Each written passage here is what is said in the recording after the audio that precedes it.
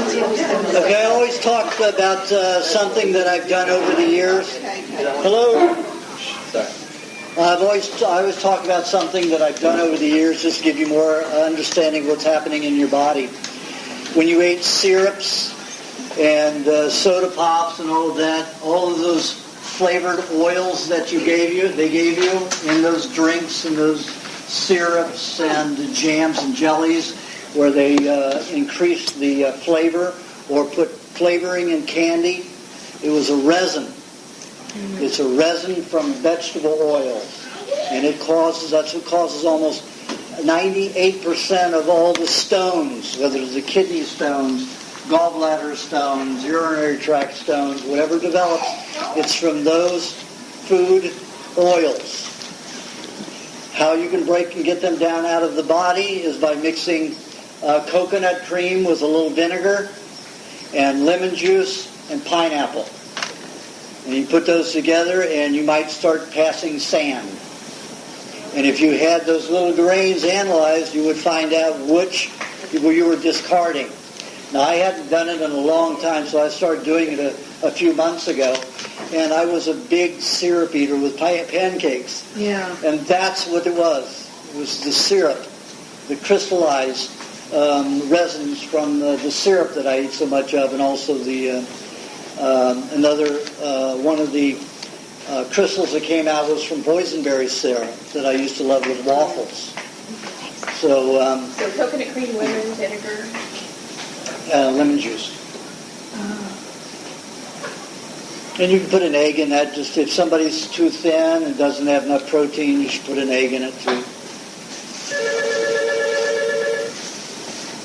And that will help eliminate some crystals in your system that block proper cellular functioning, whether it's in the gland or kidneys. And most often those do store around the kidneys and the bladder. That's why they dump so often into there. And if you have that formula, let's say once, a month, once every 3 weeks, when you develop the stones, they won't be large ones; they'll be smaller, because if they get too large, it makes it difficult to pass urine, and it makes you feel like you always want to urinate. And then you have to force it to get the sand through. It's a good time of the year. This time of the year, in between January and June, is a good time to detoxify the sand and stones from the resins. Okay, we're going to start and go around the room. So, Roger, do you have a question? Is there a difference between ripe pineapple and green pineapple? He asked if there's a difference between ripe pineapple and green pineapple. Yes. Pineapple will cause more over-emotionality when it's ripe than any other fruit besides banana. Banana when it's brown ripe, and pineapple when it's yellow ripe, almost fermented, it will cause more over-emotionality than any other food. Also fermented figs will do that, but most people don't eat fermented figs. But a lot of people eat overripe pineapple and overripe bananas. To give you an idea of what happens in the body, you take a look at the apes. They will only eat green bananas, and they eat the rind with it. They eat the peel, everything on it. I can't do it. It's too astringent. It's too alamy tasting. It dries in my mouth out too much. They're used to it. They have more salivary juices. The monkeys, when they eat bananas, they eat them ripe. And you notice you get a chimpanzee or any kind of a squirrel monkey, the first thing in the morning they're really calm. You give them a ripe banana and they'll just be erratic and screaming most of the day. The killer monkeys, before they go into killer binge, they will go on a fruit binge. They eat all these overripe fermented guavas and figs and bananas for 24 hours before they go on a killing spree. And then they'll go out and kill all kinds of other monkeys and animals. Anything in their path, they'll slaughter them for 24 hours, as long as that sugar is eating on their brain and nervous system. Because the sugars actually eat into their myelin to get the fats, because the sugars are always looking fats to interact with. If you can't find it, it goes into the nervous system. And that's what happens. So the green pineapple is high in enzymes and not high in sugar. When pineapple is ripe, and any fruit is ripe, you're going to have a high amount of sugar, and you're going to have irritation to the nervous system. If you're not fat, don't have a lot of fat in your blood, and you're going to have over-emotionality. Eat it green. Eat it green. Eat it as hard as you can get it, as green as you can get it, and as white inside as you can get it. All fruit. All fruit. Yeah. The Asians know that. They don't get much meat. Most of the Asians, only about 5 to 10% of their diet is meat, is protein. So when they eat fruit, it has to be completely green. Like they'll eat completely green mango, which is really tart and sour, but it gives them enzymes without giving them all the sugar. So they have to be very careful. The younger generation is being programmed with all this garbage information about health, and they're eating all this ripe fruit.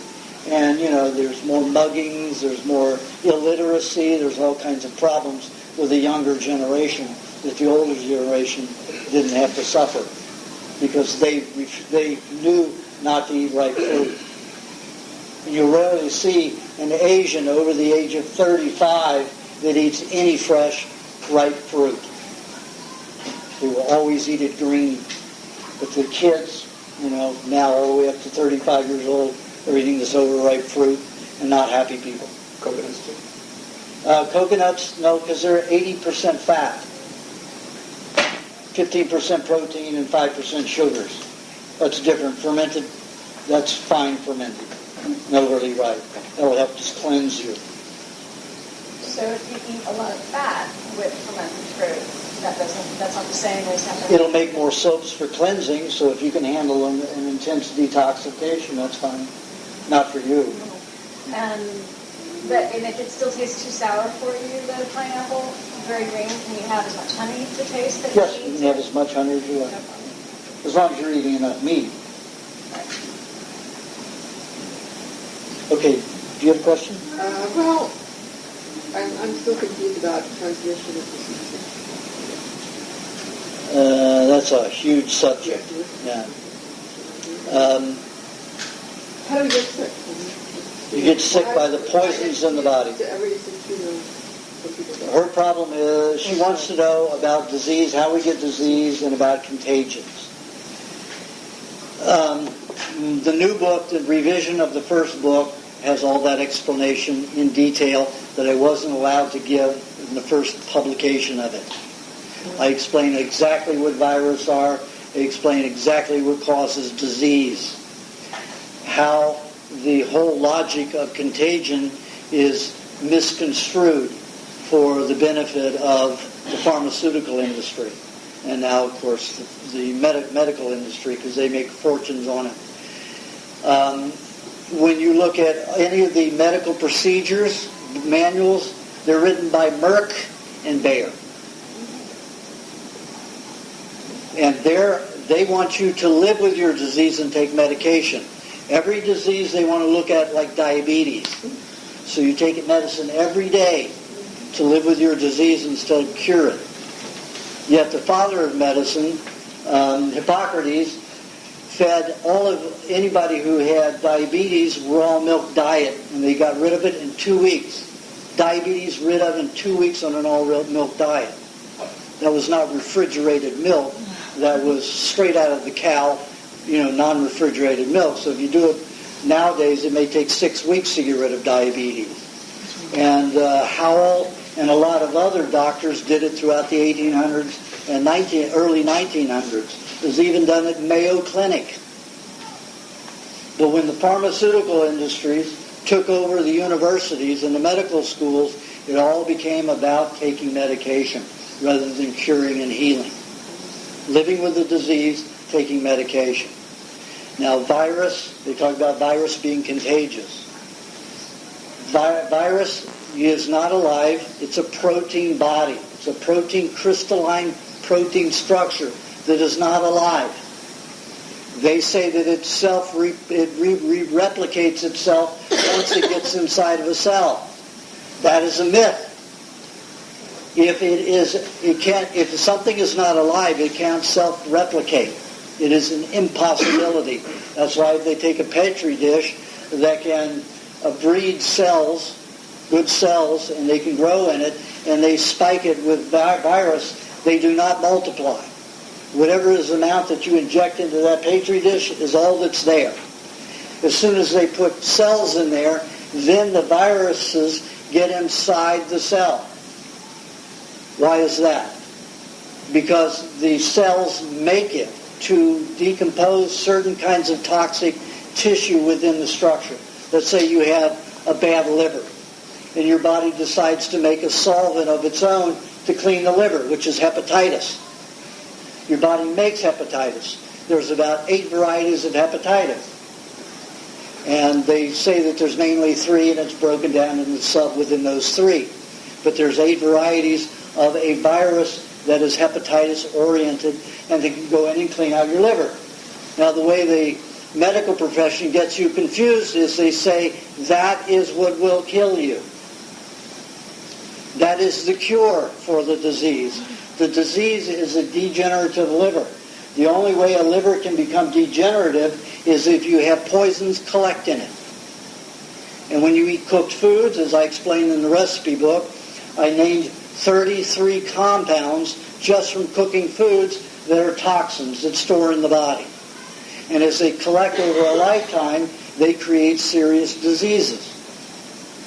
If the placenta hasn't filtered out the toxins from the mother, a fetus, a baby, will be born with diseases. Take, for example, I had a girl who was 28 years old who came to me with breast cancer, hip cancer, and kidney cancers attached to the adrenal gland. Her breast hung down to here, so she always used to go around like this. Every time you saw her, she was always hiding that right breast. 28 years old, only able to eat, sleep, work 6 hours a week. That's how fatigued she was. And this started at 14 years old. The doctor said all of her tests were perfect. She was in perfect health. She was as skinny as a rail. Very unhealthy, very unhappy. Everything made her unhappy. Her eyes were black. Her father had blue eyes, her mother had blue eyes, her father had green eyes, 2 sisters. The older sister had green eyes, the younger had blue. Why did she have black eyes and born with black eyes? So she went on the diet. 5 years after she was on the diet, she was able to work 40 hours a week, just normal. Now she's 7 years later, she works on a farm, 14, 16 hours a day. Goes, does surfing, does all kinds of things. Changed her life. Her eyes went from black to blue and orange. And they'll be blue, just like mine became blue from dark brown. As I got healthier, it took me 32 years, and I only have one faint brown spot left. In the next probably 5 years, that'll be gone, and that's in my prostate. Don't have any problems with my prostate, but that is an area in my eyes that shows the toxicity is still stored. So, back to the point. The toxicity from whatever you eat and breathe and drink stores in your body. That creates degeneration in the cells. Virus, bacteria, parasites are there to eat up the degenerative tissue. But they say, well, if you have a virus that enters the cell, or the cell manufactures a virus, it has an RNA in it that supplants itself within the DNA, and then it'll form more virus. They said that's the point. But the RNA that the cell puts in that virus is to address only certain tissue. That's like saying, okay, you're a virus that will be for a certain type of degenerative liver tissue. So this will be just a very refined hepatitis virus that will help break down those parts of the liver cells that are damaged and get rid of them. And then if you're eating properly, you'll be able to rebuild.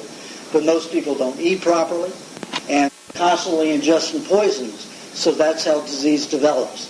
So remember that bacteria, parasites, virus are not your enemies. Those are the cures for the disease. The disease is poisoning. The reason we're poisoning, people are getting so many more diseases, and 1 out of 3 women gets cancer, 1 out of 2 men gets cancer nowadays. So you can understand that. Why is that? It's because all the extra pollution, all the more chemicals we have. You go into a restaurant, you go buy your meat. Do you know what the protocol in California is? You wash an item, you rinse it, and then you have to dip it in an antiseptic. What? Which is a poison. So every time you eat something from a store, a regular store, you're getting a chemical antibacterial agent in your food. That's why a lot of people are complaining about their meat and fish tasting like soap, because that's exactly what it is. And nobody's stopping these health authorities from doing this. And you have to understand that every health official is a doctor. So they believe that bacteria, virus, and parasites are your problem. But we've been living with parasites and bacteria for millions of years. Is that goes for Whole Foods, the fish that you buy there? That's right. If you want it cut, when I go in there to have something, I say, I want something out of the refrigerator. I want you to hose that counter off. I want you to hose the knife off. And I want you to cut it without any antiseptic. Because they have a thing, they dip their knives in that has the antiseptic in it. And they dip it and they cut. They dip and they cut. A lot of people here didn't know about those things until you just brought it up now. Well, I can't talk about everything every time. I'm talking about Whole Foods as a health store. That's Wild Oats. It's everywhere. Okay. The health department, pardon? Is that a law yet? It's a law. It's not a true law. It's a regulation of the state of California Health Department. I just got some money, so I'm going to file suit within the next 4 months to stop it. And let me tell you, it's going to make a lot of waves. It's going to hear a lot of nasty things going on. But I'm going to shout it loud and clear. Somebody gave me a $25,000 donation to be able to do it. I don't know how far that's going to take it, but at least we can get it out there and get started on it. Because I'm going to try to get an injunction against it. I'm also going to try to get an injunction against the federal government for the law that no commercial juice can be raw. It has to be pasteurized or irradiated. So I'm going to try to get an injunction against that. So in other words, you have to tell them before they cut. You shouldn't buy the chicken the rocky chicken that's underneath the other chicken. It was cut with a certain knife? Okay. The boards that they cut on,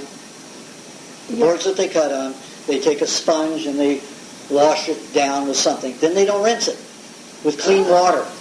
But their water is chemical, polluted water. They have buckets there with that stuff in it, and also they have filters that puts the antiseptic right into their water that goes into that area. So what are you supposed to tell So you have to tell them you want that you want that board washed with clean tap water that has no antibacterial in it, no detergent in it whatsoever. And no antiseptic. And the knife too? And the knife too. You tell them that it has to be rinsed with no antiseptic on it. That's the main thing, okay.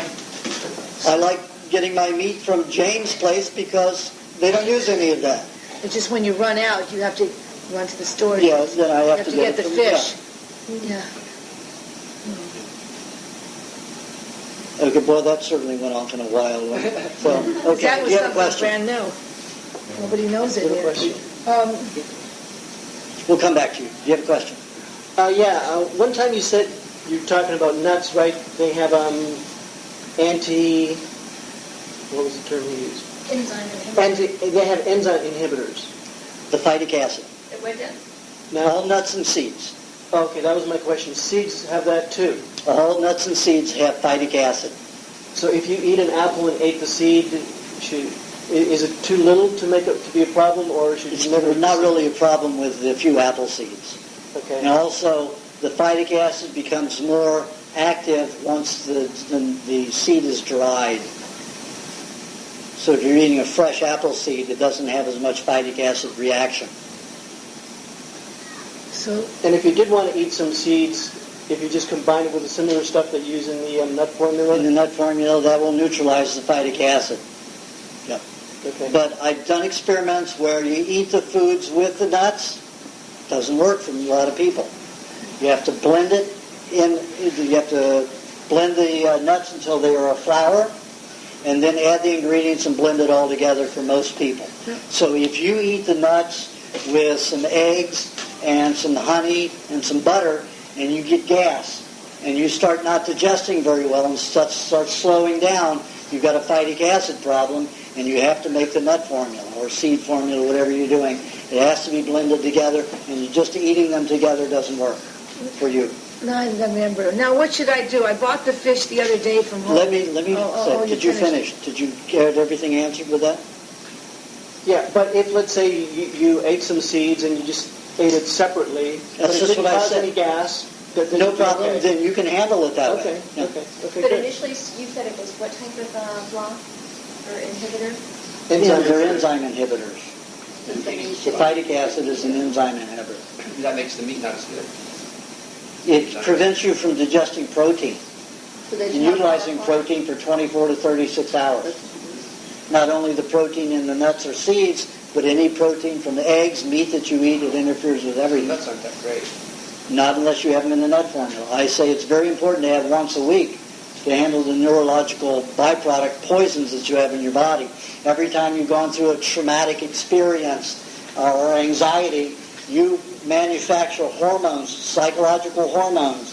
They have byproducts, toxins just like any other hormone in the body. Stores just like any other hormone in the body. When they are released into the blood neurological system, the same emotional experience that you went through during that trauma or anxiety is relived. It's remembered. If you want to know the scientific basis for that, get on the internet, look under Elnora Van Winkle's The Biology of Emotions. There's a very long, profound, technical, with all the chemistry in it. Elnora, E-L-N-O-R-A, Van Winkle. No. V-A-N-W-I-N-K-L-E. The Biology of Emotions. There's a layman paper and there's a very technical paper. She was a woman who spent 47 years cataloging every chemical in the brain and nervous system at Columbia University, New York City. That was her entire life. And when she retired, she had addressed every chemical in the brain and nervous system. And she was the one that, by some of my research that I found from analyzing vomit and blood and chemistry secretions, I found neurological hormone sites that were addressed with psychology, and she addressed it, and she went on the diet after she investigated and researched it. But then she was on the diet for 2 years, doing very, very well. She was a very ultra skinny person. She got on some weight, and then she believed that Instincto was more natural. And I said, but you're not in a natural environment. This is too toxic to be in a natural, instinctive diet. And your instincts aren't true. And she died a year after being on that diet. She got so skinny, she wasted away and got fatigued and died. Instinctive eating? Instincto, yeah. McDonald's. Instinctos, everything has to smell good for them to eat it. If it doesn't smell good, they won't eat it. So 60% of their diet is fruit. Tears the body to pieces. Is that the lady that was on a TV show with you? No. What about these fruitarians? Son, what are they? And their teeth are rotting away, their bones are disappearing. They're like- Very few of them that do well, beyond 7 years. They're so skinny like a limb of a tree.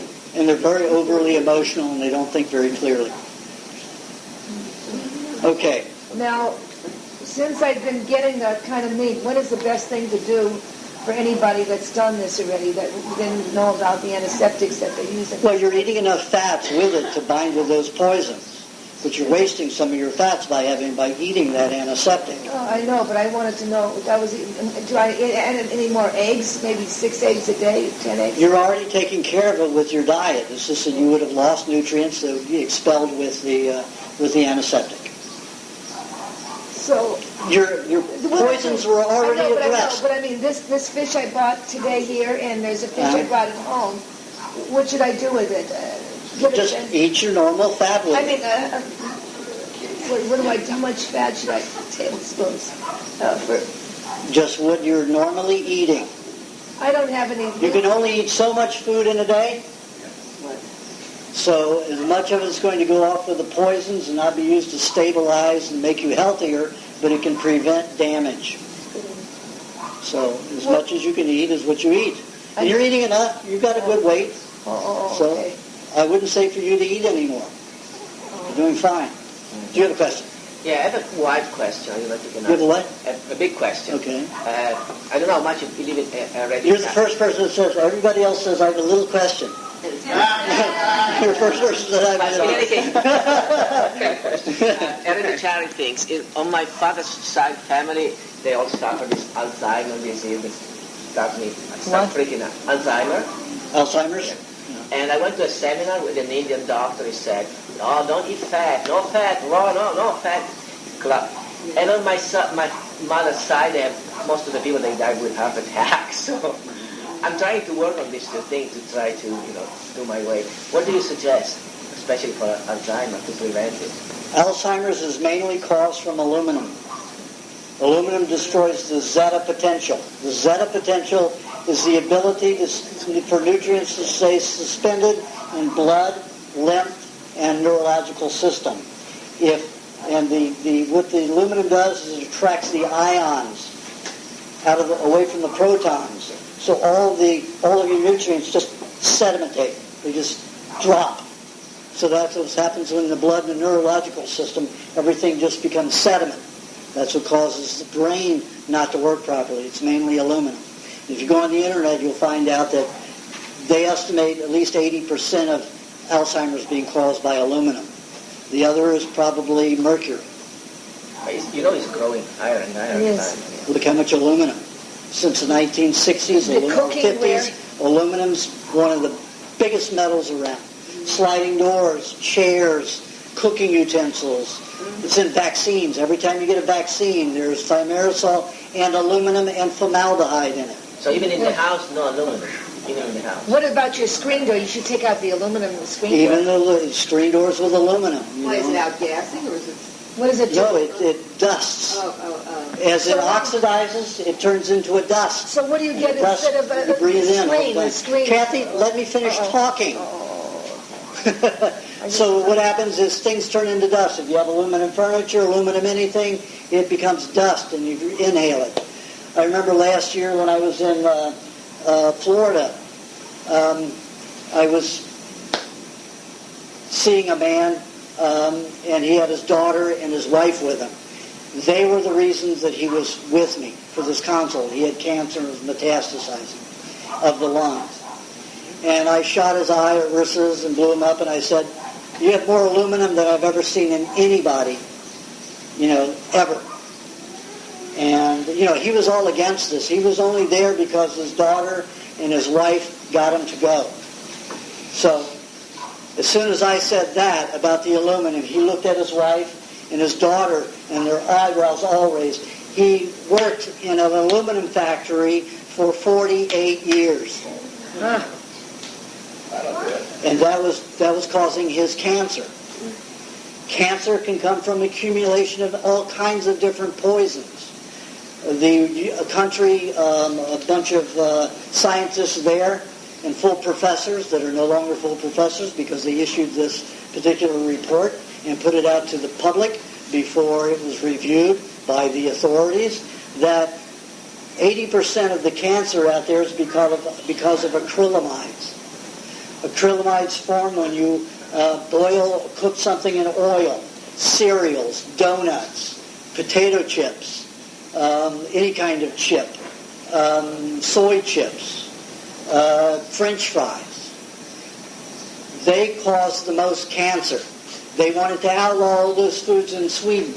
Vegetable oils, right? Not animal fats or animal oils? Even the animal fats. If you're boiling something with high starch in it, the high carbohydrate along with the fat causes the problem. Of course, it's worse with vegetable oils.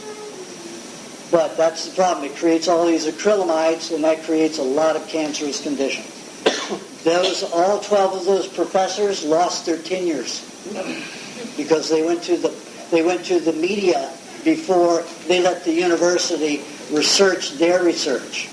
Nobody's been able to scientifically disprove it. You've got a lot of medical professionals out there and a lot of pseudoscientists that are arguing against their research, but nobody's coming up with scientific proof like they had the proof. But the cereal industry, Those chip industries are trillions of dollars a year. They're not going to let it happen. So, heart condition. If you read my second book, I talked about cholesterol is not a factor. That's a myth. The cholesterol myth. Get the book, The Cholesterol Myth. It identifies that 90% of all people who have heart attacks from when they have low cholesterol levels and when they've got low blood pressure. The medical profession wants you on drugs.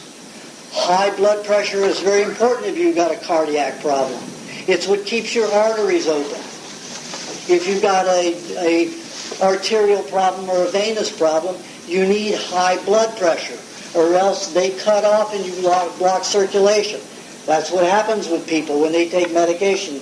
They end up getting varicose veins, damaged arteries. They get thrombosis, which are very enlarged vessels that just keep swelling. All of those are created when you stop high blood pressure with medication. Just remember, the medical profession is run by the pharmaceutical industry, and they want you to take medication every day and fill their pockets. It's got nothing to do with you getting well. So they attack symptoms. You having high blood pressure is not a symptom of that you should stop that symptom. That body has addressed a high blood pressure activity to make sure that you can address your bad circulatory problem. So you need fats. You need high blood pressure if you've got a history of those conditions. But you have to understand that if it's in your family has a tendency to store toxicity in their veins, arteries, and their heart. You just have to eat properly so that you don't accumulate toxins that are going to store in your heart and arteries. Okay? Do you have a question? Okay, do you have a question?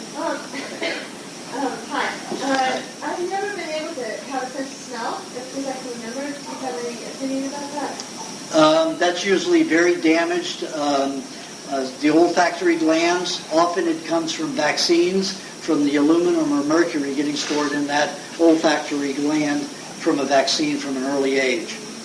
The only thing I've known to help remove that is to eat, to remove the mercury or aluminum, is to eat berries. If it's mercury, you have to use dark berries. If it's aluminum, you have to use raspberries. Combination of both of them with coconut cream and some honey and maybe a little bit of butter and a little bit of dairy cream to help flush out of the system. Eating papaya helps bring back senses.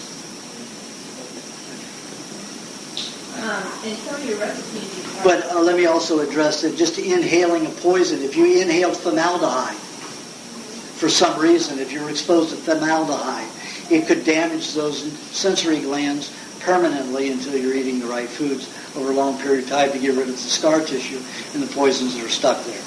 But any kind of inhaled poison could do it too. All right. Yes? in your recipes, you never recommend sprouting any of the beans or seeds. How come? Because there are, I addressed that in there. I said there are three enzymes that react just like the phytic acid. So even if you sprout it, you still got enzyme retardants in it, enzyme inhibitors.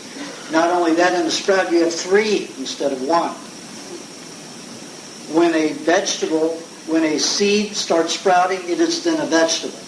We don't handle vegetation. We don't break cellulose down properly. We don't have that kind of a digestive tract. That's why I say stay away from whole vegetables unless you've got a bowel condition or a small intestine condition that's too over-acidic. Then for a while you need to eat whole vegetables in a salad. But normally it's not something to eat. I'd like to talk about my left hand here a little bit. For a year or so, I had pain from up here down to my hand, and it was up and down, sometimes missing, sometimes kind of serious. And I asked you about it about a month ago, and you told me about the hot water bottle, so I started using hot water bottle. Probably not very smart, like I went to sleep with my hand in a hot water bottle one time. And pretty much it's concentrated in the hand now. And I've kind of a little ginger about the hot water bottle. But it feels, the sensation is like it's crushed sometimes. Now it's advancing and it's stings or it feels crushed, and then for a few days it won't hurt, and then it'll come back real serious. And I thought when it felt like a bruise, I thought it treated like a bruise, so I held on to some steak for a while, and that would seem to calm it down. But if I overdid it, then it wouldn't do anything about it. And I'm sure I've been known to detox one way or another. I mean, I'm not shocked by this particularly, but I would like it to not hurt so much. Well, mainly when you have that kind of a pain, it's antibiotic poisons that stored in your body. Mutant antibodies are living in the joints, and they throw off a very nasty toxin if they're allowed to get active again. And they often do. You remember the episode that I talked about in the book where I had a hole burned in my thumbnail and the whole thumb, and I had the pus analyzed, and it came up from penicillin. It had the byproducts of the penicillin toxicity. And that caused severe pain, for about 18 months off and on in that thumb. And I've had lots of penicillin, lots of antibiotics in my childhood, and I used to get joint pains. I ended up with bone cancer as a product of that, as part of a product of that. Then when I had the radiation therapy, that sealed it. The two compounds together caused the bone cancer, blood and bone cancer. So getting rid of that is not easy. Eating moldy berries, whole moldy berries, let's say if you ate 3 a day, every other day for about 6 weeks, you could help destroy those molds, those mutant molds. With anything or just by itself? Always eat it with an egg, because when those toxins start being released, it can cause soreness and bruise, like you're having the feeling here, like everything's bruised and sore. You don't have enough fat or particular kinds of fat to bind with those particular byproducts. Right. Do you have a question? Yes. My experience with the diet, I've experienced sinusitis several times. What? Sinusitis. Like, your nose gets clogged up, you can't breathe, like I got it right now. And I have trouble sleeping because my nose gets clogged up. Right? And I breathe in my mouth, my throat dries out, and I wake up. So, what is a good You need to way cut down on cream, increase your butter, and sleep at an angle. Can you repeat? Cut down on cream? You cut down on your cream, eat more butter, like the lubrication formula, and sleep at an angle so your head is high. Okay. You have to understand that when your brain dumps, it dumps most of the poisons out your gums, tongue, and sinus cavity. Your brain and nervous system hold the most metals of anywhere in the body. That's why Alzheimer's is a problem. And because the body uses metallic minerals in the brain and nervous system to transmit light, which is information, for the nervous system. So anytime you eat anything and it has any kind of metallic mineral in it, which all foods do, the cooking causes it to be free radical. So you have your greatest concentration of free radicals in the brain and nervous system. So when that dumps, the brain has, usually the tonsils take care of it, the degenerative cells. The sinuses and the gums take care of most of the free radicals. That's why so much dental decay. The heavy metals come out, they surround the dentine, it starts ripping the neurons out of your cells. It complicates the molecular structure, the electromagnetic structure of your teeth, and then you have degeneration. So keeping the mouth rinsed is important when you're dumping those metals out of your teeth. Brushing your teeth isn't the greatest idea. A water pick is the best thing to use to help remove those minerals. Brushing it, because if you're brushing mercury and it's dumping from the brain, it will cause the teeth to abrase, and you'll bruise the dentine more, and then you'll have deep decay. Again, decay doesn't come from bacteria. The bacteria results from the decaying of the gum cells and the dentine from the damage of the poison minerals. the free radicals that have damaged the live cell. Dentine is a live cell. Bone is a live cell. If it's damaged by a free radical, a metal, like mercury or aluminum, that cell is damaged. Bacteria results to eat the decay. Bacteria is not the problem. The bacteria is a result of the disease, of the damage. Just like you find a carcass out there, the vultures and crows come to eat up the decay. They didn't cause the decay. They're a response of the decay. And that is very important to understand. Then you'll understand that we should not fear bacteria, parasites, and virus anymore. We need to prevent ourselves from consuming, whether it's breathing or eating or drinking, as many pollutants as possible. Refrain from eating pollutants. Refrain from breathing and drinking pollutants. That causes degenerative tissue. That is disease. So, when you have those heavy metals coming into the sinuses, it takes, let's say you've got 1 molecule of mercury or 1 molecule of aluminum. It takes 2,000 fat cells or about 1,000 white blood cells to harness and address that. How many do you think can surround 1 molecule? Not much, so it all dries out. All of the fats in here are very minimal. You can keep fats everywhere in your body, but it isn't easy to keep fat in the face. There are some people that can, but they get up to 250, 300 pounds before they get a lot of excess weight in the face. You cannot have that much fat in your face to deal with that much poisons. So you're going to have dryness. You're going to have dry mouth for 40 years. Dry mouth is not dehydration. That's the minerals coming out and using all the fats in your face and surrounding area. That leaves the mouth dry. That's why I say honey and butter in your mouth, let it stay in there, let the fat reabsorb. And you'll say, oh gosh, I didn't drink any water and I'm no longer have dry mouth. I don't feel dehydrated. It's got nothing to do with dehydration. It's delipidization in here.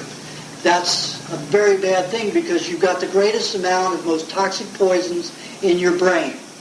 And you've got the least amount of fat in your brain, in your head. That's why there's so many stupid humans. Vote for Bush. Well, if somebody wants to order brain from the buffalo, just let me know. Yeah, I just ate rotten buffalo. I mean, buffalo brain. I let it go really ripe. Didn't refrigerate it. Let it get really nasty. Swallow. Oh, I blended it with milk. But and it's honey. not cheap. It's It's expensive. About $35 for a half a brain. Oh, so these $7.50. Yeah. Thank you. You're welcome. Now, with a humidifier, like relieve the condition temporarily? The humidifier is good as long as you're using good water. Don't use tap water. Right. Yeah. Okay. Thank you. You're welcome. Do you have a question? Subject of oils, can you tell us the differences between them, what's recommended, what's not, like olive oil, peanut oil, even flax oil? Okay. Anytime you have a concentrated oil, a product of something where the concentrated fats are in a liquid form, coconut will get hard at a very high temperature, at 70 degrees. Coconut oil will still solidify, like Crisco oil. But most of your oils stay pretty liquid as long as they're not refrigerated. Drop below 60 degrees, 55 degrees. Those oils are mainly solvent active in the body. The body will make soaps with them. They don't stabilize the body. They don't increase mobility. They don't help lubricate. They don't calm the system. They are there to help dissolve poisons in the system, like we use degreasers. The body can make a lot of degreasers and a lot of compounds to dissolve toxicity that we can't, because we can't use the bacteria or parasites to do it. We have to use virus because the tissue is too contaminated. The poisons in the cells are so poisonous that if the bacteria or parasites eat those cells, it kills them. So the only thing left is virus or solvent, soaps, to cleanse and break down those by solvent process. And if you want to get an idea of the difference in the viability of using the different substances. Let's say you had a dog and you had a restaurant and you had all of this waste and you weren't allowed to throw it in the garbage can. You needed animals to eat it. So you've got a big dog that eats 100 times its weight in a day and ends up having a turd 1.5 pounds the next day.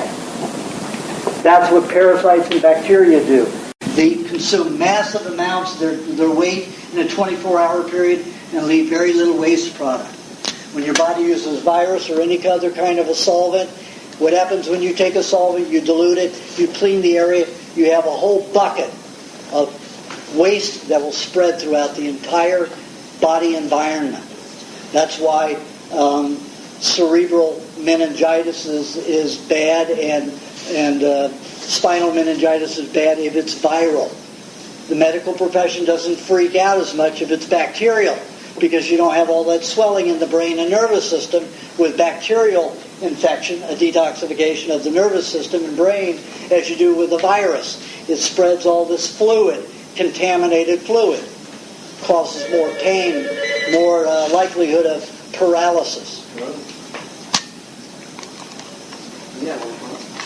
So, eating oils helps the body cleanse poisons that cannot be degenerated by bacteria and parasites. When I had the chemotherapy and radiation, I never got a bacteria, I never got bacterial infection or a parasitical infection since those days up until this last year. Got a parasite for the first time. I celebrated. All of a sudden, all of that vagotomy, that pyloroplasty that they did on me when I was 20 years old, they took the duodenum, stretched it to 3 times its size. What happens when you take tissue and you stretch it and rip it like that? 40% scar tissue within the first year, 80% scar tissue within 5 years from that. So 80% of my duodenum was scar tissue. What the hell was the point of stretching the duodenum? It's pretty absurd, but that's what they did. When I got the parasite, all of a sudden I started detoxing the duodenum. It's working, and it hadn't worked since I was 20 years old. And I just started my 59th year today. Finally working after all this time. Because I was able to get a parasite to help me. So Yes. you're able to digest your food now better? I'm able to, yes. You have the hydrochloric acid that's going now? No, I didn't say that. What? Oh. The duodenum, the hydrochloric acid's in the stomach. The bile dumping and a lot of other enzymes dump into the stomach. And the taking of enzymes, transferring it to the pancreas.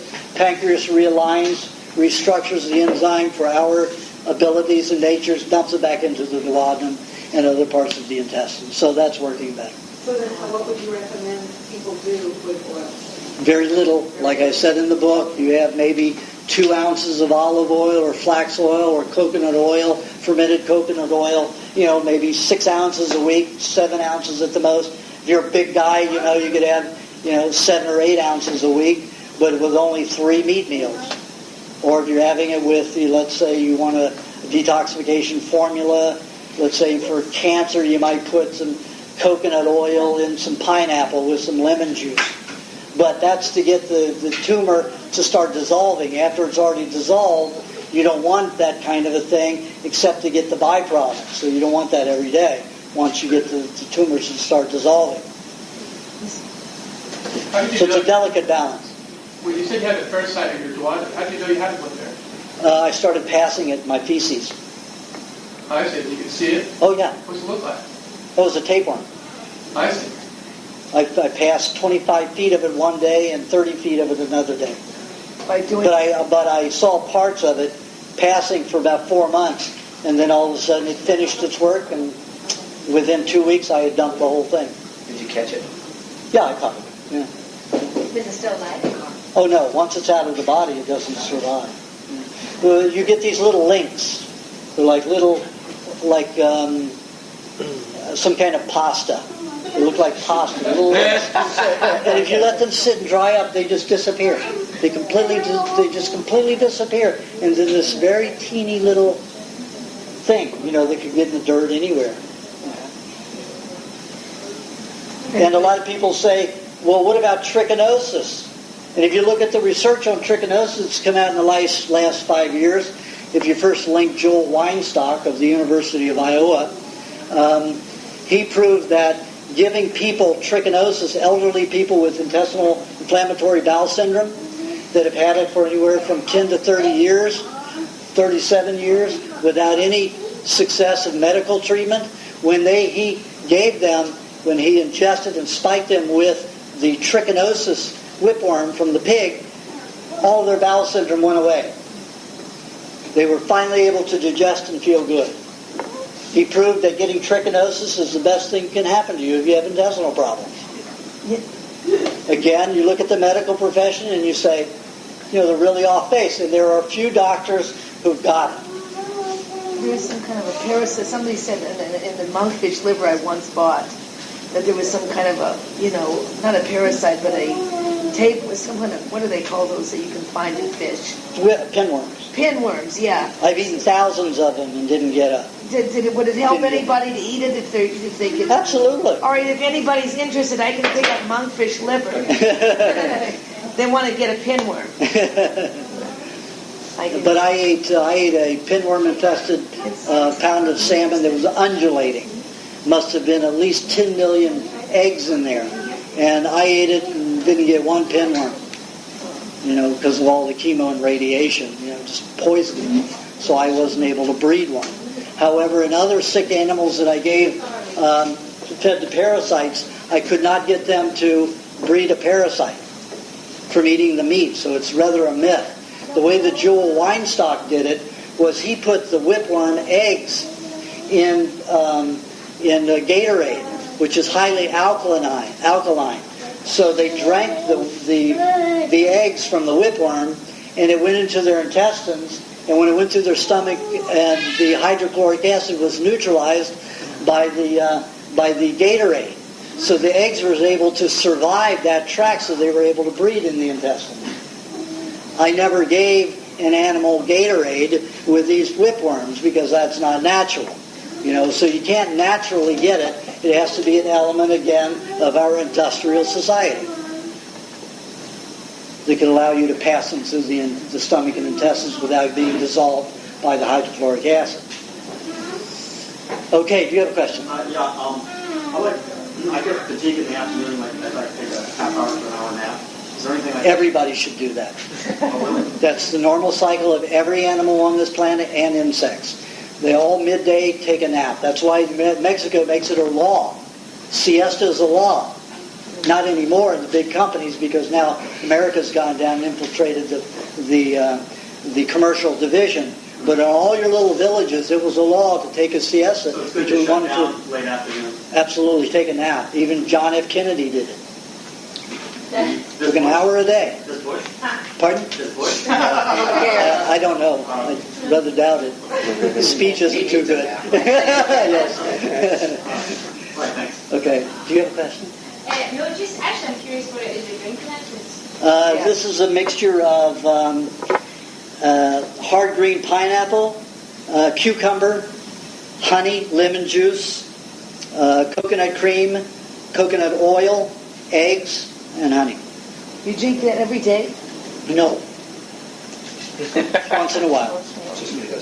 What is it for? What do I do it for? Just to help get rid of dissolved dead cells. Okay. And also help get relief. Let's say I'm detoxing heavily and I feel sore and bruised all over.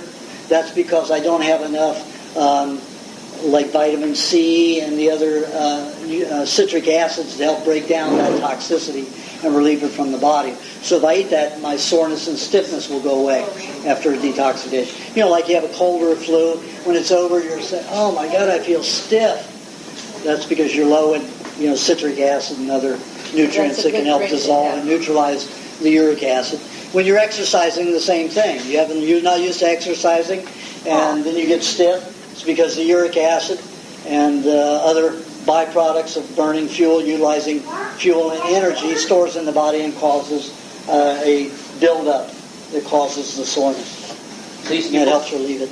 Coconut oil, cucumber, honey, and how much you use? I used a cup of pineapple, 2 cups of cucumber, 1 tablespoon of coconut oil, fermented coconut oil, 2.5 ounces to 3 ounces of coconut cream, 2 ounces of honey, about 3 tablespoons of lemon juice, and I used 4 eggs this time. What do you ferment the coconut oil with? That's the way it comes. The one you buy it from James, that's fermented coconut oil. Oh, is coconut That coconut oil is fermented coconut There's oil. a separate coconut oil fermented, and there's The only thing he has is coconut oil that's fermented. fermented. Okay. Is that the coconut cream? No. Yeah, separate coconut. Coconut oil isn't refrigerated. That looks like, Crisco oil. Unless it's warm like today, then it will be liquid. Essentially, do you need all that? Or let's say you're exercising, you got aches. Is it just the vitamin C you need? So if you had like an orange and some cream? If you don't have the fats, and the reason I use the cucumber is because it's got a lot of silica in it, which helps the skin and tissues relax and cool. So if you've got the acids in there, the vitamin C, not just the vitamin C, the other acids that are involved in citrus, to go in there and break down the substances, you need minerals to help bind with those toxins, plus you need the fats to arrest those poisons so they don't get reabsorbed. So that's why the whole formula. So every time you want it all together. So every time you go exercising, you should do that if you're sore. No, that's if you start getting sore. That means you're getting depleted in certain nutrients that this could provide. No. I went through a massive brain detox for the past 3 years, and it got to the point where my neck was getting so stiff and sore, and it wasn't reacting, and I started getting sore on the right side. So then I started drinking that, and within a day it was relieving, incrementally. For a whole.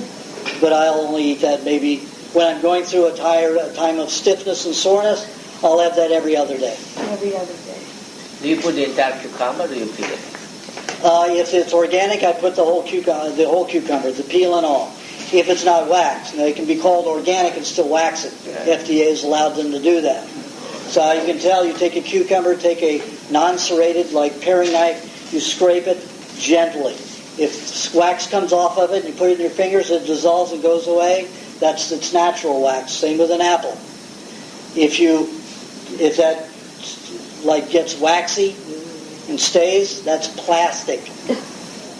That's paraffin wax. That's an artificial wax. If a man can't get hard very easily, do not use the peel. Peel it if you're having problems with erections. If you have that formula without the pineapple in it, and let's say 3 cups of cucumber, it'll help erections. Keep erections. Unless you keep the peel. For some reason there's an enzyme in it that causes it not to give hardness to the penis. So don't use the peel if you want to be hard. If you're going to do that, just peel the cucumber and use that. Women don't have to worry about it. What's the recipe again, please? Pardon? What's the recipe again, please? I'm not going to give it a third time. I have it here. Okay. Got it. No. Okay. Do you have a question? Yes. Ibrahim. The first 3-4 years of this diet, I couldn't do it without the vegetable juice after the meal. You couldn't do what? I had to have vegetable juice after 1 hour after the meal. After a meat meal? Yeah. Have what after meat meal? And vegetable juice. Sorry, partially. But this last 1 year, I feel like I don't need it as much. And I talked to a few people who were doing it for 5 years or more, and they said the same thing. They said if they miss the vegetable juice, it's no problem. Yeah, but it's you need to resupply minerals and enzymes, and that's where you can get your supplement. Isn't that you need? It's like when you first go on, I said you need a minimum in the recipe book. I said you need a minimum of 2 cups a day. Usually before a meat meal is the best time because you'll get highly acidic afterwards. If you drink the vegetable juice after the meat, sometimes it interferes with digestion of the meat because it will rush in quicker and alkalinize some of the digestive acids that you won't digest your meat as well. So that's why I always suggested the vegetable juice, an hour before the meat meal. That's the best way to do it. Yes, I only drink 1 cup of vegetable juice a day now. If I have any more than that, I start getting sleepy and tired. too much now. But for many years, I had to have 2 to 3 a day, and 4 a day, 2, 3, 4 a day, just depended. How do you tell how much you need? Let's say you're feeling a little acid, a little irritable, a little anxious, you need more vegetable juice. Unless you're eating a lot of fruit, then you need to cut down on the fruit. Okay. All right, do you have a question? I do. It's about kidneys. My mother just got diagnosed that her left kidney is completely not working and her right kidney is 30% working. She's an AMA gal. Is there anything that I can start to do to work with her? That formula right there helps get the crystals, the resins out of the kidney that stops them from functioning. Unless she's got some other poison in there. What was her diet like? Regular sad diet? Yeah. She probably got a lot of poison, so who knows what's in there. That could be a start. As long as she has one kidney function, that's good. 30%, yeah. Yeah, I would suggest that drink then. What about eating kidney? If for most people who have kidney problems, the high ammonia causes them to get jaundice. You can try it, doesn't always work. Once they've been on the diet for about a year, year and a half, then they can eat the kidney better. So if you have ammonia, let's say it goes into, like you said, the muscle meat or something, doesn't that do it? It's like a cleanser, isn't it? The ammonia. Yeah. But people have trouble to even taste it. It's so strong. I know. That's why people have trouble drinking urine. Because that's the only difference between blood and urine is that there's ammonia in very few red blood cells. Otherwise, the content of the urine is identical to the blood. When you buy a meat, like by James the beef, he doesn't have that urine taste. Like the muscle meat.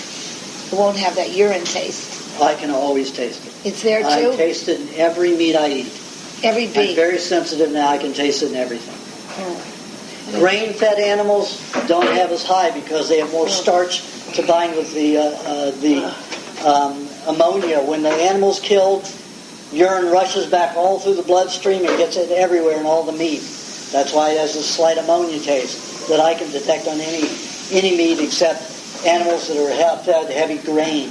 They have a lot of starch to bind with that ammonia, and it blocks the taste. Is grain-fed animals better than No, but I like some grain-fed. Now, when you see a cow out in the field, if he's in a field where the grass grows naturally, he won't eat the fresh seeds off of the plant. He'll eat the green leaves around that doesn't carry the seed, but then you see him go down and pick off the dried seed right off the top of the dirt. He picks and eats dried seed. That is normal. They're grain-eating animals, as long as it's dried grain. So I think that all animals should be slightly grain-fed. When they're fed hay, they don't get any, it's always cut. They cut the alfalfa before it goes to seed. Or after they've cultivated the seed so they can plant seed for next year, the alfalfa is still without seed. So they're feeding these animals, grass-fed animals, that don't get any grain. And that's one of their natural products. So I don't agree with this all grain grass-fed. Do you have a question? Yes. When the friendly Europeans came over here and took the land away from the Indians, they were killing them with bullets, whatever they had. And formaldehyde. They found that they killed more Indians with the white man's diseases. And today the Europeans all get chickenpox when they're in kindergarten. Is there some relationship? That was a myth that was propagated just like in Brazil, the British government, and this is documented, forgot the fellow's name, he wrote a play called Savages. And it was based on, this is in Peru, but in Brazil, they would pay these men to go out and slaughter and poison the natives and say it was smallpox. Because anytime you put formaldehyde or some kind of poison that's non-detectable in their water system, they'll get either chickenpox or a smallpox type symptoms. And then they just say, these people died of smallpox, but it was poisoning. They've been doing that ever since, Caesar was around. How did it come? poisoning their enemies. How do they catch chickenpox in kindergarten? Everybody seems to catch it in the classroom. Well, everybody all over the world gets chickenpox. That's a detoxification of the nervous system at a young age. It's really not contagious. They just say that. Everybody detoxes at a certain time. It's like when the bears come out of hibernation, do you say they're contagious? Because they come out of hibernation in the United States, and then a few degrees north in Canada, then they start waking up, and then up higher in Canada and Alaska, they all wake up. So is that contagious? It sounded like it. Yeah, it sounds like it. Well, that's the same thing with smallpox and all that. The body, during a certain climate, temperature change, and humidity, will detox certain tissue. And it's common among a lot of people at the same time. 5-year-olds. Just like teenagers with acne. You don't call that contagious.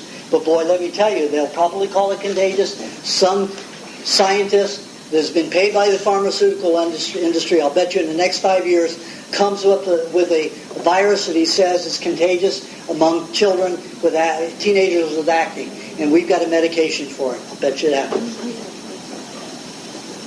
Bet you it happens. Give a question. Yes. What's a safer alternative for abortion? What do you say? Don't worry, Mom. It's not. Your son's pregnant. It's Aajonus. He's really healthy, though. Abortion, when you're on this diet, abortion is difficult. Yeah. Because the body's so healthy. The only way that I've suggested, and it's worked with people who've been on the diet a while, is putting pennyroyal oil. Peanut oil? Pennyroyal oil. But you have to take a scientific tube that allows there's a very fine passage in there. And you have to insert that through the cervix with the oil, and you have to blow it inside, and then you have to scratch. It's not a sharp glass, but it's a glass tube that has a center down it, which is a very fine flow. So you can only get maybe 10 drops in this whole thing. But you're only going to get probably 5 in there, 5 or 6, and that's all you need. Then when it gets down into the cervix, and you feel that it's hit, through the cervix, and you can feel it hit the wall, because when the ovaries discharge only 1 per month, fertilizes eggs. So let's say it's happening on the right side. Then those eggs go down the fallopian tube, down to where they meet the sperm, and they go right up into that surface, and that's where they latch on. So if you scratch, get to the mucus lining, and it absorbs that pennyroyal, you'll usually have abortion pretty readily, but with lots of labor pain. Most of the time, lots of labor pain. But it usually happens in 3 to 8 days. Okay. That's the only sure way that I know that works 90% of the time. And where can you get good pennyroyal oil at? It's almost illegal. You have to get it in Canada or somewhere like that. It's illegal in this country for that reason. Maybe I'll talk to you. That's a family problem. You might be able to find it in some states. In this state, it's illegal. Pardon? Okay. She said, shh. Okay, thank you. You're welcome. Good question. Yes. A lot of diets seem to put an emphasis on heritage, and I'm wondering about what you think about that. In particular, one book I read said that there wasn't really one primal diet, that it varied depending on who people were. Where they're from? Where they're from. And Well, it depends on what kind of food they could get. Let's say, like in Thailand, there are certain areas where the main meat that they eat is beetle shit. What is it? Beetles from buffalo, water buffalo dung. They go around after the water buffalo is left, and they left it for a couple of days, and they clear it out. They can find 1,000 of these beetles nesting and laying their eggs in the buffalo turds, and that's where they incubate. They don't necessarily eat the buffalo shit. They do, but that isn't all they eat. But they breed their young in there because it keeps them warm and everything. So they'll go and harvest these beetles, and they'll eat 1,000 at a sitting, for the whole family. And that's mainly what they eat. And then there are others that they slaughter buffalo and eat buffalo meat. So it all depends upon their class. Those who can afford to have a buffalo and buffalo meat are very rich. Those that eat insects are very poor people. So their system will be different. If they cook those beetles, then there's a certain amount of toxicity that's going to collect in all the family because they're feeding them and eating the same foods. They're going to get the same toxins. And if they store in the same area, let's say you have a heart condition that's normal in the family, you store those toxins in the heart area. That doesn't mean it's a hereditary thing. That means that you normally have a weakness in that area, and you have a tendency to store toxins in that area. And therefore, if you eat properly, you don't have to have that disease. Diabetes, they say, is almost 90% hereditary. And it is in my family. I've got 8 cousins who were on insulin by the time they were 16 years old. I was on insulin by the time I was 15 and a half, juvenile diabetic. Aunts and uncles, a bunch of them have diabetes and take insulin. I'm the only one who doesn't take it anymore. Because I ate right, reversed it. 2.5 years ago, I went to Washington University Medical School in St. Louis and had a thorough physical. And they found that my pancreas worked better than any pancreas that they'd ever seen. And that was going from juvenile diabetes at 15 and a half years old. So when was that? So you can reverse all that stuff. So have you found in treating people that certain foods... I don't treat people. Only doctors can treat. I counsel. I recommend, I advise. Have you found that certain foods don't work well in different people, or do you find that, what works for you, for example, has worked for other people with the same symptoms, regardless? I would say, that's why I say in the recipe book, in the first book, in the remedy section, this has worked for 80% of the people who do it. Doesn't mean it works for everybody. And everybody, has to have their little changes. That's why I do private consulting, to help people discover what is right for their system and reverse that condition. But most of the time, it's all good for the same people. 80% of the time, for us white people. And I'm working with Thais now, and some Asians in Malaysia and Singapore, and some Australians, and they're all doing good on the same food. So I think humans are pretty routed toward an omnivorous diet with mainly animal products as their base. Do you have a question? I do. It's related to... Your lips are too chapped. I don't answer anybody's got chapped lips. I'm doing consulting. You need some coconut oil? Oh, I was doing the honey butter. Use coconut oil for one. Okay, all right. On home renovation, painting interiors. Leave your home for 5 days. What products to use, and what's the outcomes in 5 days? No, well, when I've done that, I used to be a painter. So when I would paint, I would always wear a big gas mask that they used in wars. I got these Israeli gas masks with these 2, HEPA filters on them, plus charcoal cartridges. And I painted that way, and then I went away for 5 days and left 3 heaters in each room to cook it, with very little crack in the window, so just enough air could pass out to where it wouldn't catch the house on fire, but it baked everything in. Otherwise, it can outgas for a year. If it's oil paint, it'll outgas for 5 years. Okay. And so, but other than that, there's special products. Well, there's milk paint. It's made out of casein from milk. You have to mix it yourself, and it's a lot less toxic, but again, you still need to bake it. Okay.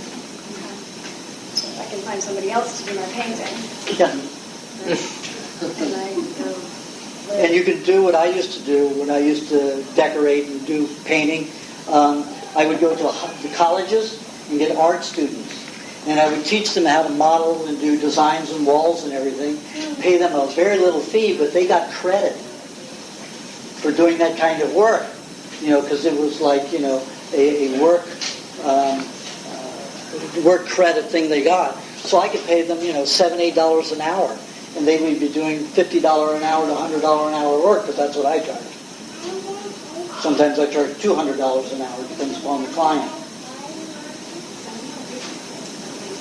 Do you have a question? You just popped in. I popped in, in, before. yeah. No, I'm still listening to everyone else and just Okay. absorbing it all. What time is it? Break time. Okay, we have another half hour. So, we'll go back around. Who didn't ask a question? You asked a question about disease. You didn't ask a question. Do you have a question now? Yeah, I've been eating some of the coconut oil from James's, and it's the stuff that really tastes good. Is that's not the fermented? That's the fermented coconut oil. So you have to be careful with it. I mean, you might be able to get away with it for about 3 months of eating a lot of it. But I don't recommend anybody eat more than 2 tablespoons a day. If they're just starting off, if they've been on the diet a while, not that much. You're talking about the stuff out of the refrigerated? No. This stuff looks like Crisco. Right. It's fermented coconut oil. No, you're not good. Is it the same if you buy the health store? Because I bought the health. You can only get that. There are only 2 places that make it. This is made for me by a patient in Koh Samui, Thailand. Then How do there's they one make other it? company that now makes it the way I want it from Philippines. Is this coming from and it's called wildernessfamilynaturals.com. Is that the different one we're getting from James? There's The one we get is from Thailand. The one that's on the internet is from Philippines. But it's the same stuff now. It's made the same way. So from Whole Foods at a store you will find it. You have to get the one that says fermented coconut oil. What he sells. Not from James, because he only has one coconut oil. Oh, he only has one? One coconut oil. That's it. He has coconut cream. That's refrigerated. Yeah. But the coconut oil that looks like, Crisco, when it's cool, that is the fermented coconut oil from Thailand. Which is good. That's great. Yeah. And the one now that they just changed their process in the last 3 weeks for me. So now we can buy that off the internet. It's cheaper, but it's still. And what is the difference between coconut oil and fermented coconut oil in terms of what it does? Pardon? The difference between fermented and non-fermented? Well, they make a centrifugally spun. The molecules in that are much harder and larger, so it's harder to digest. So when it's fermented, and it's only fermented for about 12 to something like 19 hours. That's all. It's just to get the oil to separate from the cream and the pulp, in the cream, because there's still lectins in there that need to separate from the oil. So that takes fermentation to do it a natural way that's more digestible and utilizable. The one with the larger molecule that's centrifugally spun, harder molecule, doesn't absorb into the skin. The skin can't break it down with its own enzymes very well. It's a more difficult oil. But it's just as expensive. So get the one that can be utilized better, which is the fermented. Tropical Traditions makes one. It's not a fermented, completely cold press. Their process, they cook they steam or boil the coconut before they press it. I've gone to every one of them and I said, I want it in writing from the producer, not from the wholesaler or the retailer. I want it from the producer. So I go right to the people who make it and I say, I want to know your process. And you have to give it to me in writing. And there's only one company that did. All the other companies came in. Well, we do heat it to 170 to 220, 215 degrees before we cold press it. And I say, why do you call it unheated and cooked? Well, during the process we don't. And I said, that's deceiving the people. So I put it out on the internet. Everybody was false.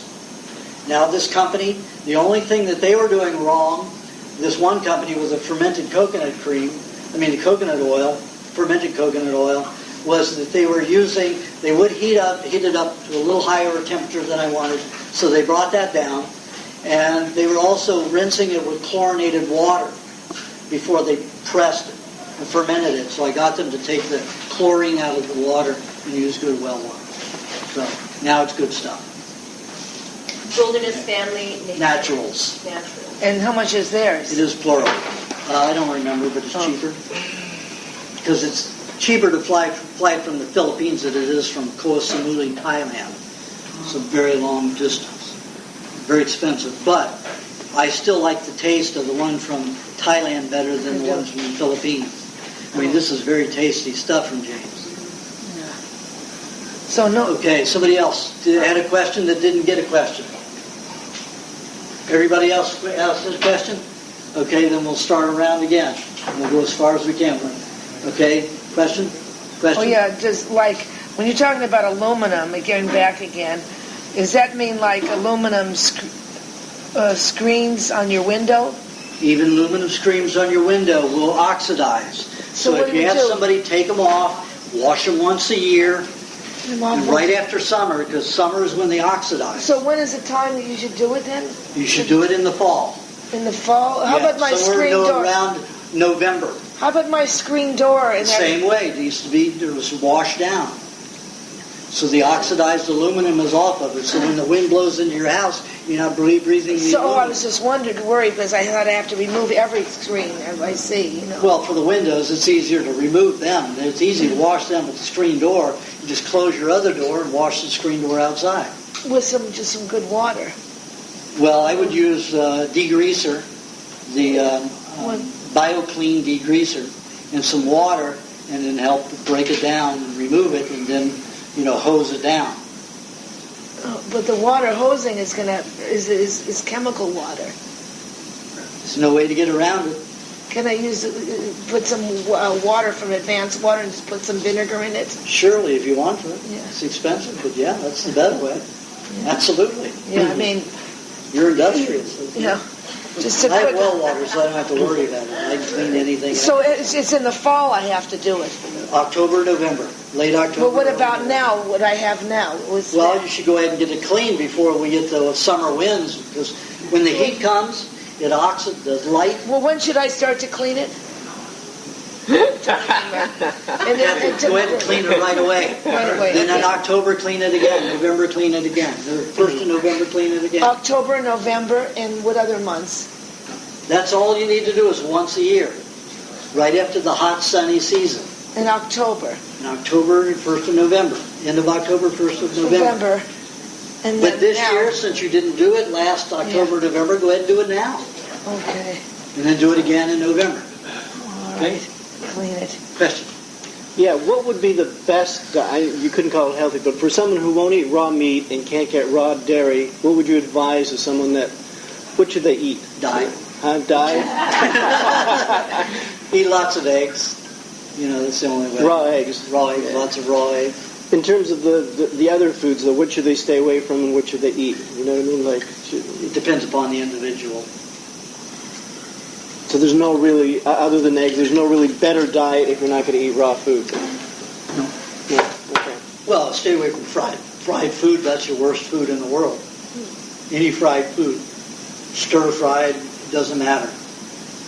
Fried food is the worst. Okay. Do you have a question? What are these things? Are these free radicals? No, those usually, you have dark glands, which are liver, gallbladder, spleen, pancreas.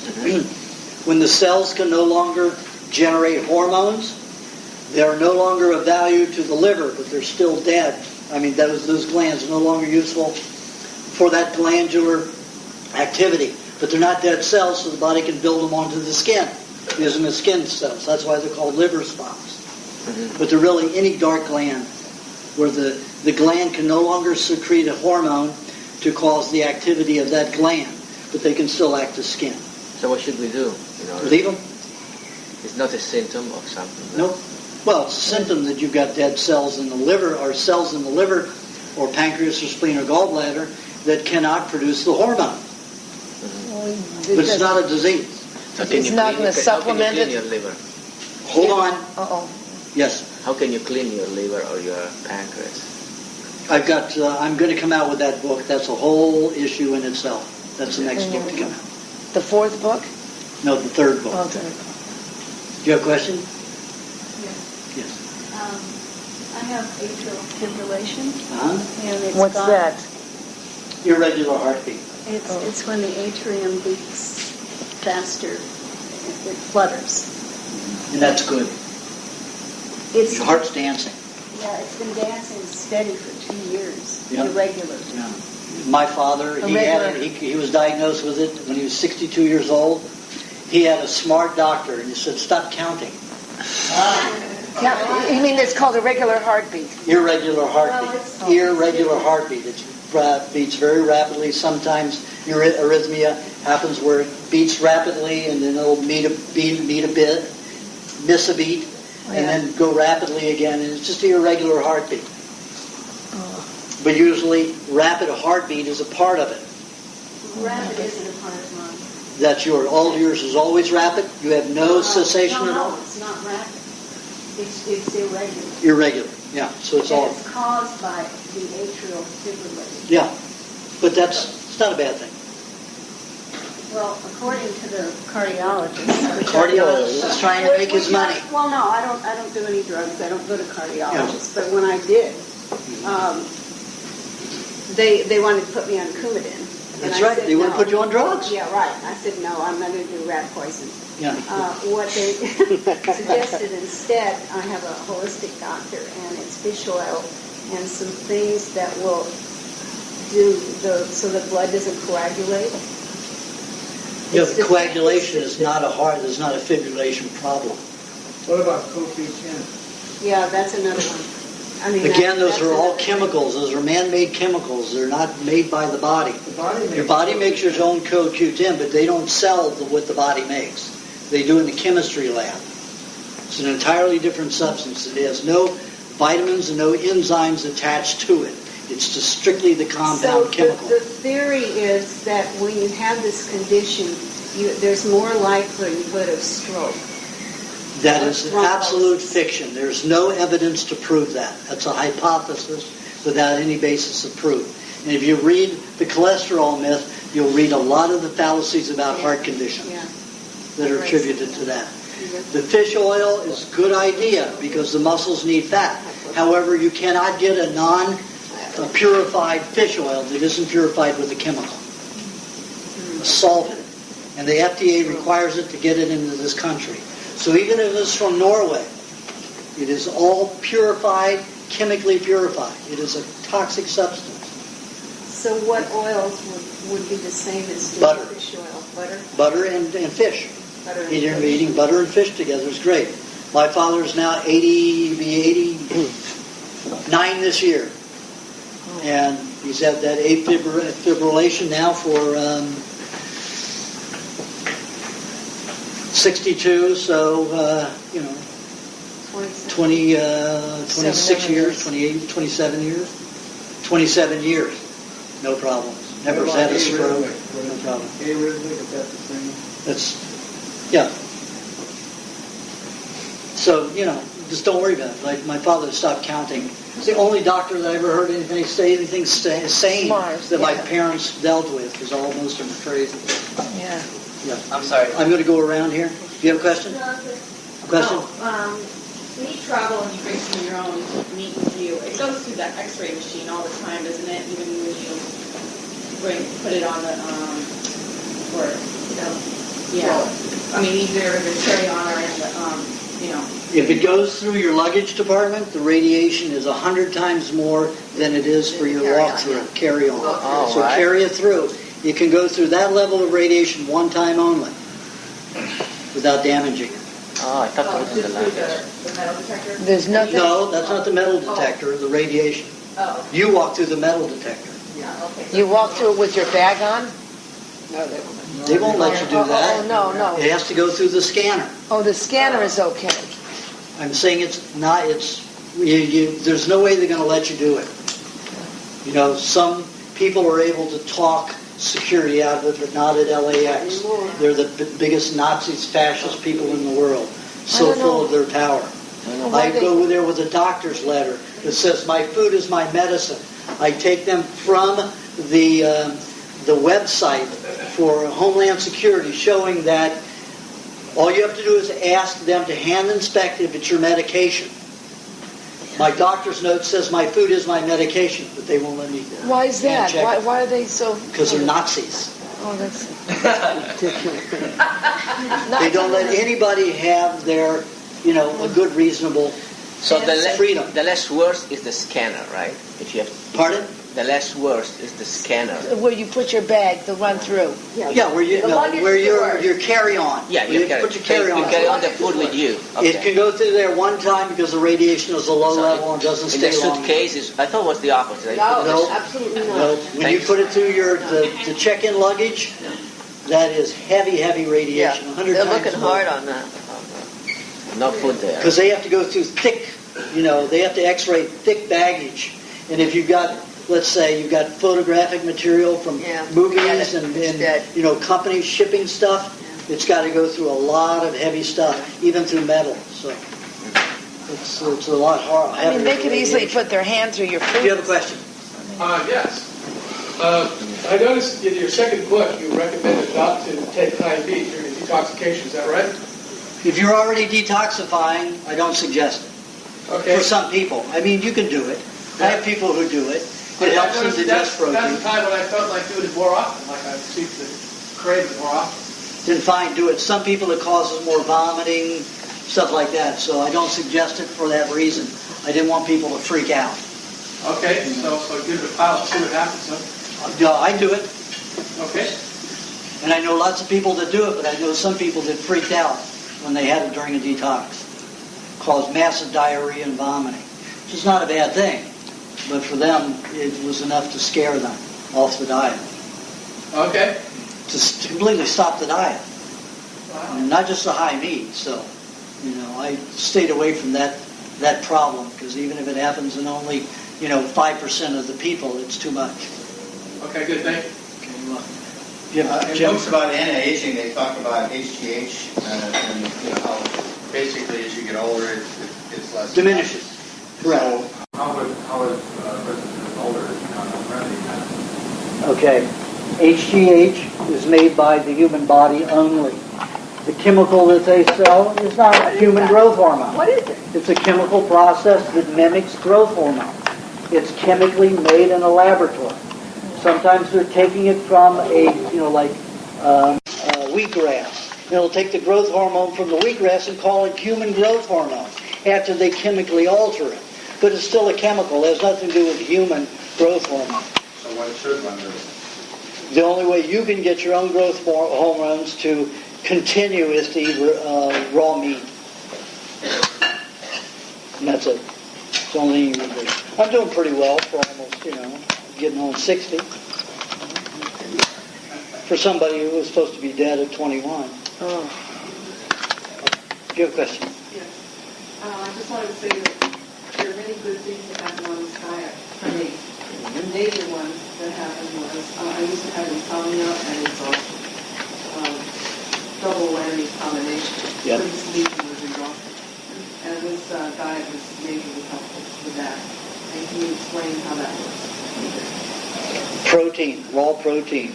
Most people can't sleep because they're protein deficient. Most people get depressed because they're protein deficient. Although that I said in the first book, I said it was majorly a sugar problem. So I said have lots of honey or eggs, together to go to sleep, to help get sleep. But that would mainly that caused such a high sugar level that it just knocked people out.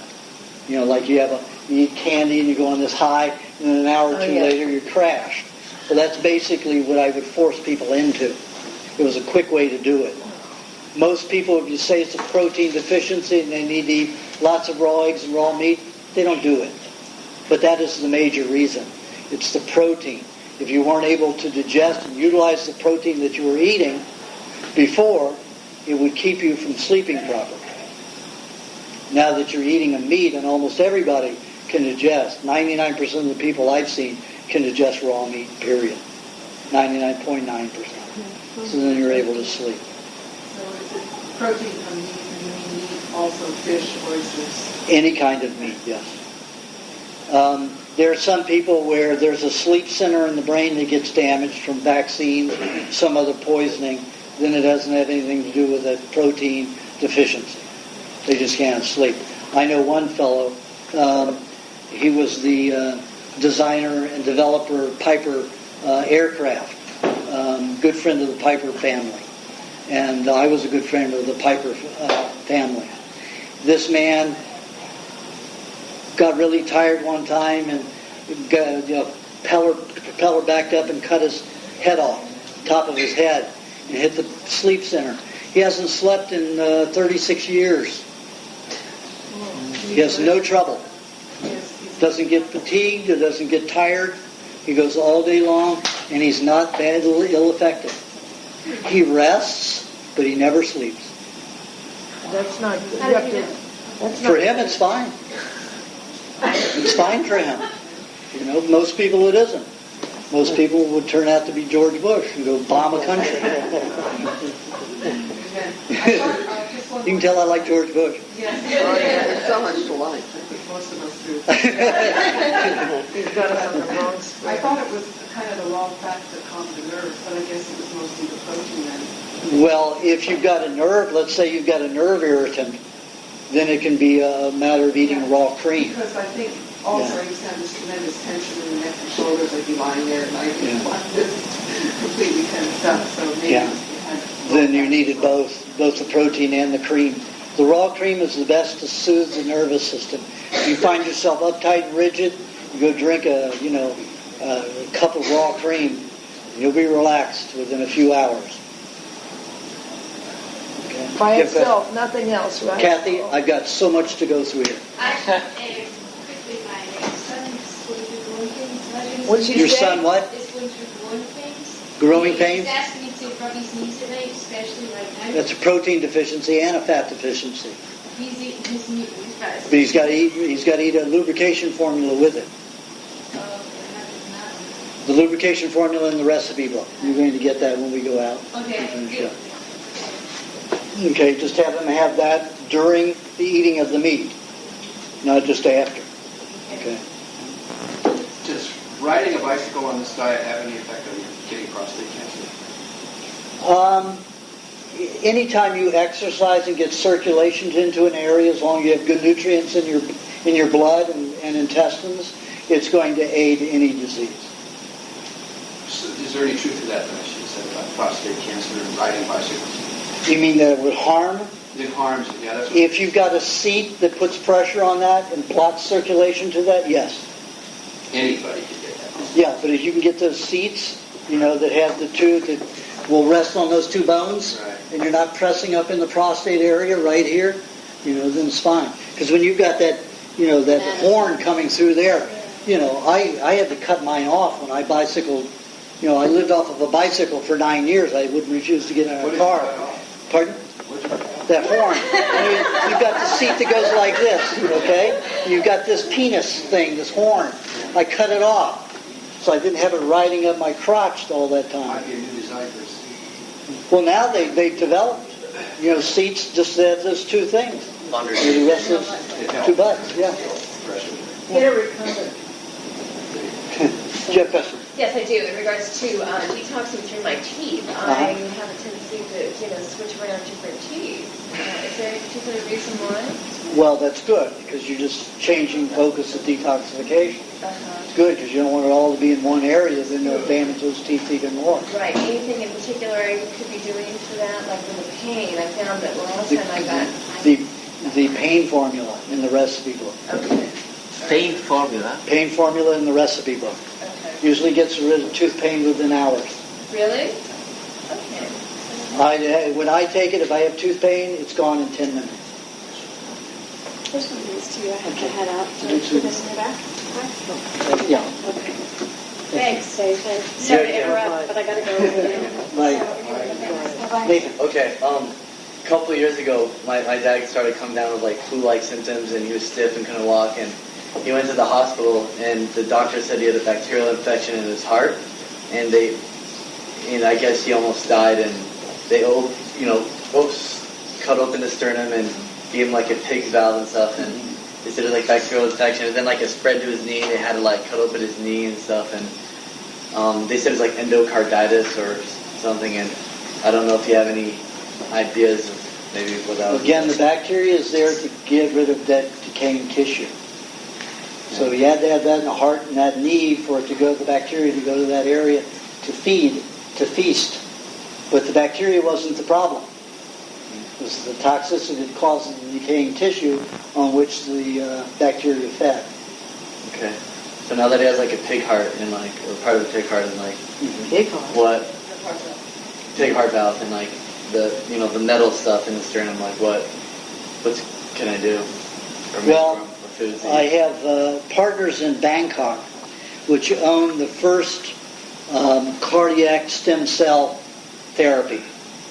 And what they do is they extract the blood from the person. They send it to Israel, where a laboratory of scientists discovered this, how to separate stem cells that relate to the heart. Then they breed those cells, they send them back to Bangkok, inject it in the heart area of the person, and in 85% of the patients over the last 2 years in trials, 85% of them regrew.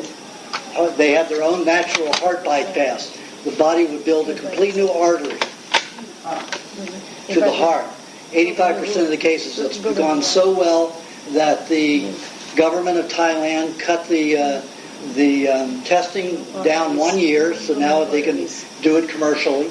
And the King's own cardiologist is part of the board of the company, and there are 7 Nobel Prize winners who have joined the company because of the incredible results. So if your father wants a natural, his own bypass from his own body, where you don't have to worry about rejecting other people's cells or fetus cells or stem cells from the person's own body, get put in there. And in all the cases, the 15% that it didn't work for, or 16% that didn't work for, there was no ill symptoms. They just didn't grow the heart valve. Regrow the heart valve. So that's an option. What does that cost to do that? About $60,000, which is about half the price of a bypass. 60,000 in American dollars. Yeah. Oh, you have to go there for one treatment? How many treatments does it take? It's only one. You have to go to Bangkok. They take your blood. It gets sent to Israel. They breed it there. It takes 10 days. Send it back to Bangkok and inject it in you, and you go home. It takes about. They've been taking people who are in wheelchairs. 3 months they're out playing tennis. You have to pay it in one full balance? I don't know. Oh, you don't know anything about that. I'm not on that part of it. They're the ones who are on the primal diet. The owners of it are on the primal diet, and they want to build the primal center to get people to go to the primal center 2 weeks to 4 weeks before they have their blood extracted. So they think it'll work 100% if they do that. I think it will too. Do you have their phone number? Yeah, I do. I don't know. Ask you. Do you have a question? Sure. I had an injury over a year ago. It's a good one. Yeah, it's a big one. And I don't have mobility completely to what it was before, and it's gotten a lot better as time goes on as I exercise. So is there anything I can eat that might help with the mobility and Well, a good diet with lots of raw meat, but if you wrap a piece of meat around there, it will ease it. Yeah. Every other night, wrap a piece of meat around the entire area, from here all the way down to here. Wrap it all the way around, and it will help it quickly. Putting coconut oil, the fermented coconut oil, will help break down the scar tissue here and scar tissue inside. So one night you can put on the coconut oil, and the next night meat. Alternate like that. You have a question? So you don't eat anything cooked at all? Are you just new on the diet?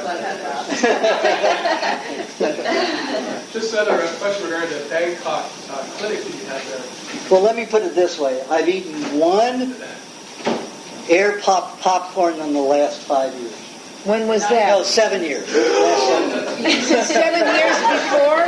No, but I found myself getting very angry and wanting to hurt somebody, so I ate some popcorn to settle it because the nut formula didn't work for me. So that's why I got it. Okay, what somebody asked me? Yeah. Just the stem cell research from Bangkok clinic you had? It's not mine. It's my partners who are going to build the clinic. Yeah. Okay. So is that good for any other kind of therapy or handling of the body? That's the only one they're working on is the heart, because that particular scientist can identify the stem cells that relate to the heart. Oh, no other disease. Is there possibilities for... There's a lot of possibilities for all kinds all glands of branching in the future, but right now it's only there's the no heart. technology for that. Okay. Yeah. Thank you. Thank you very much. Welcome. Yeah. Good job.